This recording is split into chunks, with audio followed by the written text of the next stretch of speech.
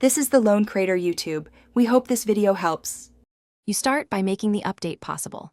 Charge the Galaxy Watch 3 to at least 50% and leave the charger connected so power won't cut out.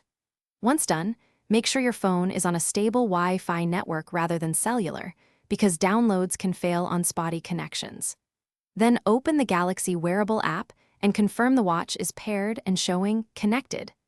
This ensures the phone and watch can transfer the update package reliably. Next, you navigate to Watch Software Update in the Galaxy Wearable app and tap Download and Install so the phone fetches the firmware package. While it downloads, resist switching apps or closing Wearable. Once the transfer begins, the watch will show installing and may reboot. This is normal.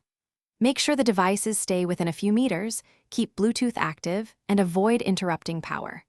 This ensures the update integrity and prevents partial installs that could require a repeat or recovery step. Finally, after the watch reboots, verify the installation by opening Settings Right Arrow about Watch Right Arrow software and checking the firmware version. That confirms success.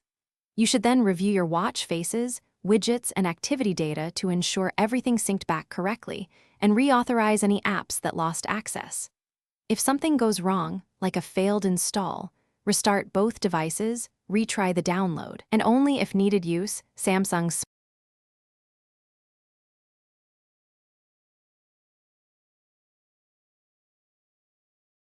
Thanks for watching.